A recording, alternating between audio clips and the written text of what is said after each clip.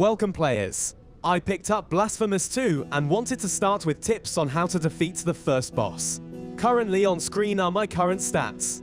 You'll see my Sorrows, Immaculatus, Arsenal of Penitence, and Relics of Contribution. You'll also notice I took out the second boss fight as well.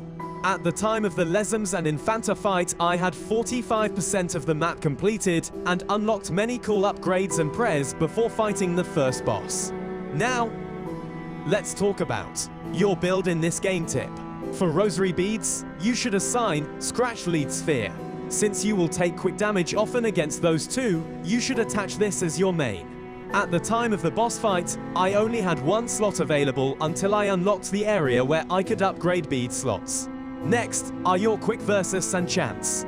For your versus, I would assign Galera of the Living Briar. If it's the only on you have unlocked, good. I've managed to find a couple before the boss fight, but this one causes multiple hits and its range is nice for moving targets. For chance, I tried to use Jabera the Poison of Jealousy, but the target moved around too much for that to work. I'd suggest you have Petaneras to the Burial of the Light. It has good range, does multiple hits causing fire damage, and lasts longer than the current chance available before the fight. This will compound your damage along with your verse and your weapon as long as you have the right upgrades for your weapon.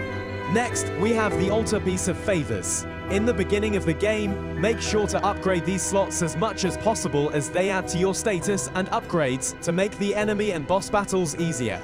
I'll talk about other upgrades and shop items in later videos. The first altarpiece to talk about is the Choir Master. You want to have increased chances of critical hits with your prayers, as you can use these every so many times as long as you keep your hits up. The Partisan is next. I told you players before, I love any parry mechanic in the game, and I exploit it every time. If you're good at timing, I recommend adding this altarpiece to give you even more time to parry. I've found that it's my saving grace in this game and helps me against bosses and regular enemies. Plus, if you have the parry upgrades for weapons, this becomes a mainstay in your arsenal against enemies. Parry and unleash a devastating attack with massive damage. Now, if you're a person to get hit often and run out of healing vials, then you should apply the Tryphon. I didn't have this one assigned at the time of the fight, but this will allow you to gain plus 10% anytime your health gets low, and that extra damage will be needed at low health before healing, especially if you're out of healing. It's somewhat like the critical damage in Dragon Ball FighterZ. When you're down to your last teammate, damage increases. The last one is the Traitor. At this point in the game, I love this altarpiece. It automatically adds plus 10% to my attack combined with the other altars and my weapon damage, and this applies to all weapons, not just one.